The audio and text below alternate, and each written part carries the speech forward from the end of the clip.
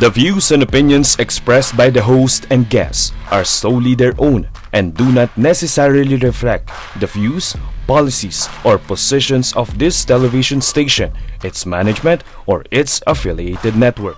The station and its affiliates assume no responsibility or liability for the opinions expressed or the content discussed during this program. Viewer discretion is advised. Face the Nation.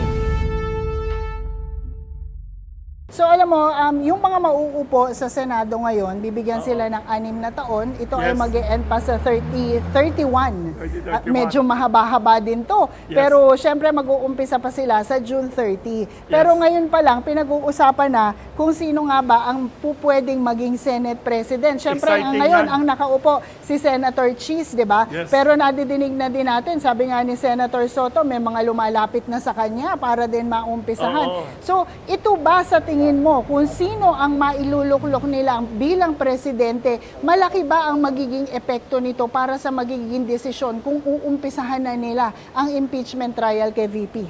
Naniniwala ako malaking impluensya yan kasi itong dalawang lumalaban na Senate President candidate, si Senator Chis Escudero at saka Senator Tito Soto, iba ang estilo nila sa politika. Saka iba din siguro ang connection nila o relationship kay Pangulong Bongbong Marcos.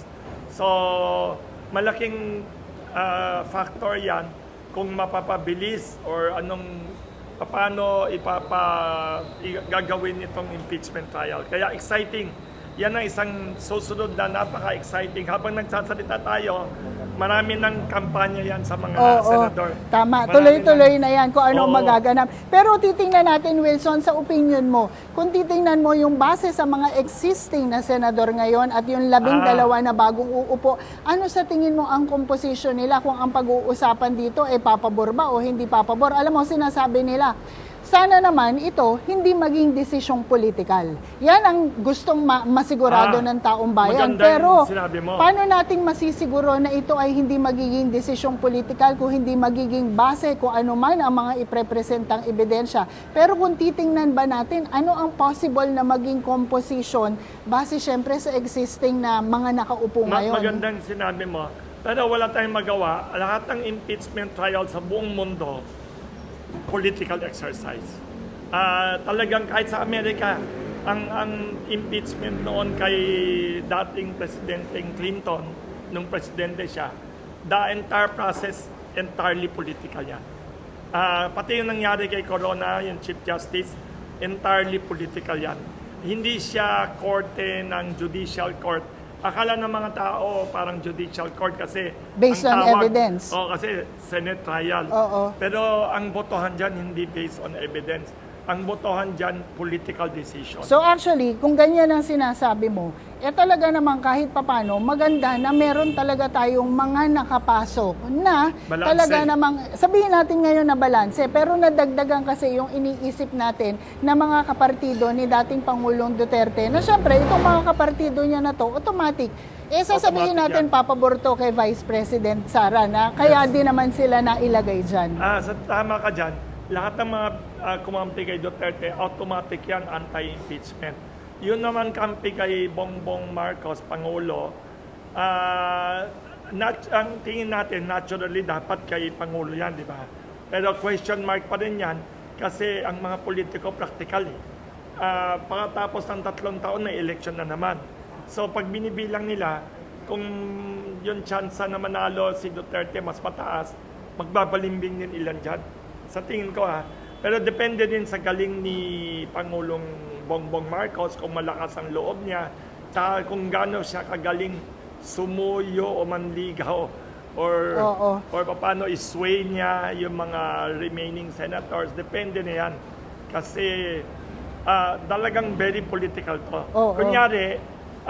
Kunyari sasabihin trial, kunyari sasabihin evidence, Pero ang huling decision talaga, bawat decision yan, political yan. Oo, kasi syempre, alam mo, napaka-importante. Pagpasok, ito na ang babantayan ng ating mga mamamayan. Siguradong lahat yan nakatutok sa Oo. mangyayari. Pero sabi nila, kung ano man ang maging resulta nito, ito na din yung makikita natin. Kasi alam mo, 3 years from now, eleksyon na naman din. Ay, magaling ka. Yung epekto Lorlene. nito sa trial na to, siguradong ito na ang kalalabasan ng sa susunod. Magandang sinabi mo ngayon. Itong impeachment trial na to, manalo man o matalo si Sara Duterte, malaking impluensya nito sa 2028 presidential election. Pag siya natalo dito, hindi na siya pwede tumakbo 2028. Wala na siya, eliminated na siya. Pero kung siya nanalo dito, malakas na lamang na siya sa 2028. Malaking influensya to. Tapos sa mga bumabotong senador, lahat sila iniisip din na ang personal na political future nila. Yung mga bumoto ng anti-impeachment, baka lalakas sa tingin nila sa eleksyon. Pero yung mga bumoto sa impeachment, baka may iilan dyan, kahit nakakampi ni Pangulong Marcos, baka matakot. Kasi yung mga kumampi last time sa election, yung impeachment sa lower house, maraming natalo. Oo. Pero yun na nga, ngayon naman din, sabi nila, kung nakuha nila yung suporta na si Speaker Martin Romualdez pa din, malakas pa din yan. At siguradong siya pa rin ang magiging Speaker of the House. Pero ito, alam mo, Wilson, sinasabi nga nila, sana itong impeachment trial na to, hindi maging sarsuela.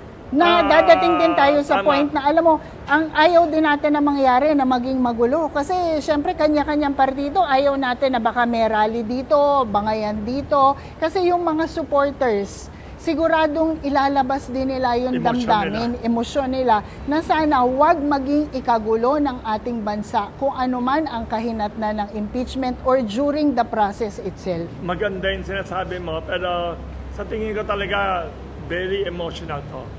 Kasi ang nag-uusapan dito, yung politiko na may pinakamaraming boto, saka kung ma-impeach siya, madi-disqualify na siya sa politika. Kaya sana wag maging ganyan. Sabi naman ni bagong halal na Senador Ping Lacson, sabi niya, kung mahina daw ang ebidensya, or sa tingin ko hindi lang sa ebidensya, kung mahina ang kaso, gusto niya, umpisa pa lang, ialis na daw yan. Sabi niya. Kaya magandang suspense. Sino magiging Senate President? Anong mangyayari sa susunod tungkol dito sa impeachment? Tutuloy ba yan o hindi? Pero sa tingin ko, tuloy na yan kasi pinaghirapan na ng Kongreso yan. Oo. So Wilson, alam ko hindi ka politiko, Yes. pero ikaw ay nilapitan ng mga politiko nung nakaraang nagsasalita eleksyon. ulit. So nadinig mo kung ano ang kanilang mga ipinangako. At yung mga taong bayan, in a way, alam mo, dito sa Kamuning, lalo na dito sa ating forum, ang dami mong comments na naririnig galing sa taong bayan. So baka meron kang panghuling mensahe, whether sa ating mga politiko, hindi na sila ngayon ay public servant na kasi mga nakaupo na. At gayon din dun sa iyong mga followers na talaga namang nakatutok bawat galaw kasi gusto nilang makita kung ano ba ang nagaganap, paano ba silang mas ma-enlighten. The floor is yours. Yes. First, maraming salamat, Lorlene, saka congratulations sa GNN. Maganda ginagawa ninyo sa media. Number 2, sana yung mga politiko natin na bagong halal, pagbutihin nila yung reforma saka pamamalakad sa ekonomiya natin. Walang mas importante pa sa buhay ng Pilipinas kundi ang kabuhayan ng mamamayan. Yung politika, sana isang tabi muna natin yan. Importante ang politika pero wag araw-araw yan ang nasa headline. Wag araw-araw yung away politika ang pinag-uusapan ng mga leader natin.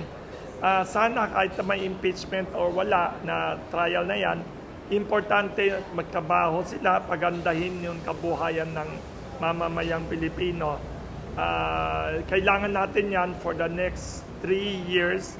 Ang election 3 years pa. Sana may moratorium na muna or i-lessen na lang ang pamumulitika. Congratulations again sa GNN. Saka maganda yung ginagawa ninyo. Importante ang courageous, free mass media sa totoong demokrasya natin. Yes, maraming salamat Mr. Thank you, Wilson thank you. Flores. Alam mo, Thank you, lagi kang napakasarap i-guess kasi talaga namang napakagandang pakinggan nung Yes. iyong mga tugon at iyong mga analysis sa mga sitwasyon at sa politika na nangyayari dito sa ating bansa. Thank you. At ito po ang pagtatapos ng Face the Nation para sa linggong ito. Maraming salamat po sa inyong panonood. Ako po si Lorlyn Garcia Velarde at nandito po tayo sa Kamuning Bakery. Maraming salamat. Hanggang sa muli.